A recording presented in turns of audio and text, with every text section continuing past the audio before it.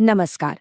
आज हम एक ऐसे टॉपिक में उतरने वाले हैं जो आज के ग्लोबल बिजनेस के लिए बेहद जरूरी है। सोचिए, जब कोई कंपनी पूरी दुनिया में कारोबार करती है तो वो अलग-अलग करेंसी से कैसे डील करती है। चलिए, आज मिलकर समझते हैं कि ये इंड एस 21 आखिर है क्या और ये काम कैसे करता है। अच्छा, जरा इस सिचुएशन के बारे में सोचिए। एक कंपनी है भारत में, वो अपना सामान बेचती है जापान में, तो येन में कमाई होती है। पार्ट्स खरीदती है जर्मनी से, तो यूरो में पेमेंट होती है। और उसने लोन ले रखा है अमेरिका से, तो डॉलर में कर्ज है। अब इन सबको येन, यूरो, डॉलर, रुपया एक ही फाइनेंशियल रिपोर्ट में कैसे दिखाया जाए ताकि कंपनी की एकदम सही और साफ तस्वीर सामने आए। बस यही वो सबसे बड़ी पहेली है जिसे इंड एस 21 सुलझाता है। देखिए, इसे समझने का सबसे आसान तरीका ये है कि इंड एस 21 को बिजनेस की दुनिया का एक यूनिवर्सल ट्रांसलेटर मान लीजिए। ये सभी विदेशी करेंसी को कंपनी की अपनी मेन अकाउंटिंग की भाषा में बदल देता है। इससे होता क्या है, सब कुछ बिल्कुल साफ और एक जैसा दिखने लगता है। आज हम इस पूरी टॉपिक को इन 5 हिस्सों में समझेंगे। पहले करेंसी की पहेली को देखेंगे, फिर तय करेंगे कि कंपनी की होम करेंसी क्या है, उसके बाद 2 तरह के आइटम्स के बारे में जानेंगे, फिर देखेंगे कि एक विदेशी बिजनेस को ट्रांसलेट कैसे करते हैं, और आखिर में सारे नियमों का एक क्विक रिकैप करेंगे। तो चलिए शुरू करते हैं। देखिए, किसी भी अकाउंटिंग की नींव इस बात पर टिकी होती है कि कंपनी का फाइनेंशियल होम बेस, मतलब उसकी मेन करेंसी कौन सी है। अकाउंटिंग की भाषा में इसे फंक्शनल करेंसी कहते हैं। ये वो करेंसी है जिसमें कंपनी असल में सोचती है और काम करती है। मतलब ये उस इकोनॉमिक माहौल की करेंसी है जहां कंपनी ज्यादातर अपना पैसा कमाती है और खर्च करती है। यही वो बेस है जिस पर सारी अकाउंटिंग की इमारत खड़ी होती है। तो सवाल ये है कि ये फंक्शनल करेंसी पता कैसे चलती है। इसके लिए कुछ चीजों पर ध्यान देना होता है, जैसे कंपनी अपना माल किस करेंसी में बेचती है, उसके ज्यादातर खर्चे जैसे सैलरी, रॉ मटेरियल, वो किस करेंसी में होते हैं, उसने लोन किस करेंसी में लिया है, और बिजनेस से जो कैश आता है उसे वो किस करेंसी में रखती है। इन सभी सवालों के जवाब हमें कंपनी की असली फंक्शनल करेंसी तक पहुंचाते हैं। चलिए, अब आते हैं इंड एस 21 के सबसे जरूरी नियम पर। ये समझना कि सारे लेन देन को 2 अलग-अलग कैटेगरी में कैसे बांटा जाता है, यही गेम चेंजर है। तो ये 2 कैटेगरी हैं, मॉनेटरी और नॉन मॉनेटरी आइटम्स।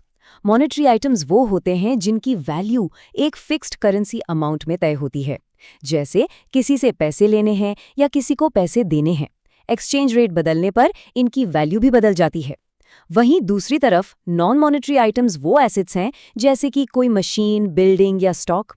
इनकी वैल्यू उस चीज में ही होती है, करेंसी में नहीं। चलिए इसे एक उदाहरण से समझते हैं तो एकदम क्लियर हो जाएगा। मान लीजिए कंपनी ने $5000 का सामान खरीदा। उस दिन रेट था 80 रुपए प्रति डॉलर। ठीक है, तो किताबों में एंट्री हो गई 4 लाख रुपए की। लेकिन पेमेंट हुई नहीं। साल का अंत आ गया और अब डॉलर का रेट बढ़कर हो गया 82 रुपए। तो अब उसी $5000 के लिए चुकाने पड़ेंगे 4,10,000 रुपए। ये जो 10,000 रुपए का एक्स्ट्रा बोझ आ गया ना, ये सीधा जाएगा कंपनी के प्रॉफिट एंड लॉस अकाउंट में, मतलब सीधे सीधे 10,000 का नुकसान। अब जरा नॉन मॉनेटरी आइटम का उदाहरण देखिए। एक कंपनी ने $50,000 की एक मशीन खरीदी जब रेट था 75 रुपए, तो उसकी कॉस्ट किताबों में लिखी गई 37,50,000 रुपए। अब साल के अंत में अगर डॉलर का रेट 85 रुपए हो भी जाए तो भी मशीन की वैल्यू में कोई बदलाव नहीं होगा, वो 37,50,000 ही रहेगी। क्यों? क्योंकि ये एक नॉन मॉनेटरी आइटम है और इसे उसकी ओरिजिनल कीमत यानी हिस्टोरिकल कॉस्ट पर ही रखा जाता है। एक्सचेंज रेट के उतार चढ़ाव का इस पर कोई असर नहीं पड़ता। ठीक है, तो हमने एक एक ट्रांजैक्शन को तो समझ लिया। अब चलिए एक लेवल ऊपर चलते हैं।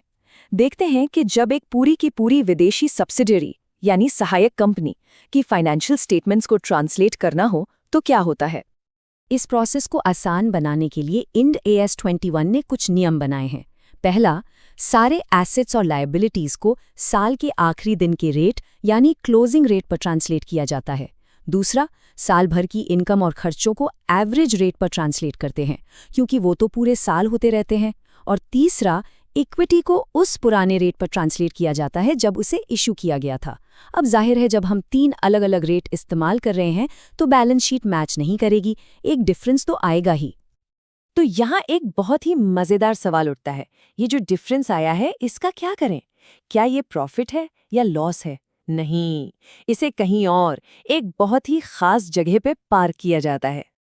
इस खास अकाउंट का नाम है फॉरेन करेंसी ट्रांसलेशन रिजर्व, यानी FCTR। आप इसे एक स्पेशल गुल्लक की तरह समझ सकते हैं जो करेंसी रेट में उतार चढ़ाव से होने वाले फायदे या नुकसान को अलग रखता है। ऐसा इसलिए ताकि वो कंपनी के असली ऑपरेशनल प्रॉफिट पर असर न डालें। ये सारा डिफरेंस इसी रिजर्व में जमा होता रहता है और इसे प्रॉफिट एंड लॉस अकाउंट में तभी ले जाया जाता है जब उस विदेशी कंपनी को बेच दिया जाए। तो हमने मेन कॉन्सेप्ट्स को समझ लिया है।